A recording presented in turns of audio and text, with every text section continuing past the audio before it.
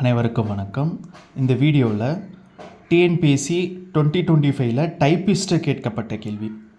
இப்போ previous year question paper இந்த கேள்வி பார்த்திங்க அப்படின்னா பிப்ரவரி மாதம் கேட்டிருக்காங்க. ஓகேங்களா?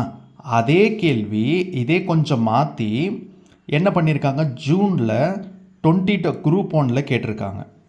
அப்போ இதிலேருந்து என்ன தெரியுது அப்படின்னா, ப்ரீவியஸ் இயர் கொஷின் பேப்பரை படிச்சிங்கனாவே குறைஞ்சது ஒரு 30 கொஷின்ஸை உங்களால் ஈஸியாக சால்வ் பண்ண முடியும்.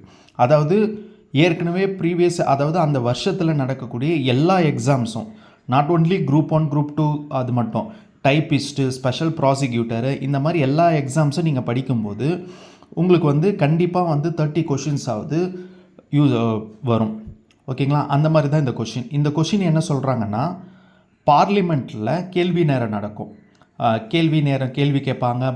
MPs opposition party, ruling party கேள்வி கேட்பாங்க. அதுக்கு ஒரு லாங்குவேஜ் தேவை. அது ஆர்டிக்கலில் சொல்லப்பட்டிருக்கும். நீங்கள் இந்தியா, இங்கிலீஷ் ரெண்டுத்தில் ஏதாவது ஒன்று நீங்கள் பேசலாம், ப்ரொஃபிஷியண்ட்டாக இருந்தால், நல்லா தெரிஞ்சிருந்தால்.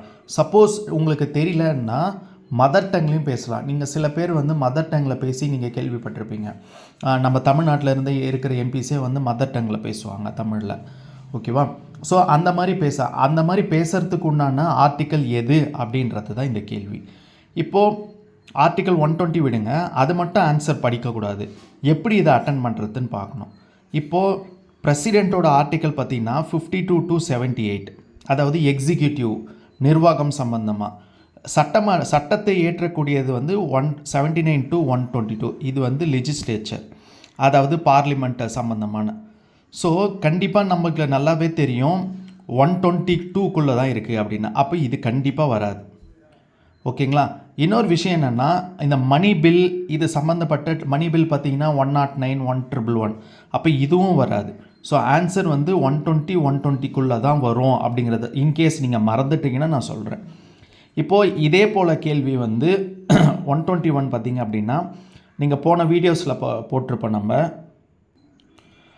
ஆர்டிக்கல் 121ங்கிறது என்னென்னா, பார்லிமெண்ட்டில் Supreme Court judge or high court ஜட்ஜோட நடத்தி டிஸ்கஸ் பண்ணக்கூடாது. இப்போது அதுதான் பார்லிமெண்ட்டில் டிஸ்கஸ் பண்ணக்கூடாது. இப்போது இந்த 1 இங்கே தூக்கி போடுங்க. அப்போது 2111. அப்போ 2111னா ஸ்டேட் லெஜிஸ்லேச்சரில் சுப்ரீம் கோர்ட் ஆர் ஹைகோர்ட்டோட ஜட்ஜஸோட நடத்திய டிஸ்கஸ் பண்ணக்கூடாது. ஸோ அப்போது இதுவும் வராது, இதுவும் வராது. Article 112 budget. ஸோ ஆர்டிக்கல் 120 தான் இதுக்குண்டான ஆன்சர். ஓகேங்களா? வீடியோ பிடிச்சிருந்தா சப்ஸ்கிரைப் பண்ணுங்கள். நன்றி.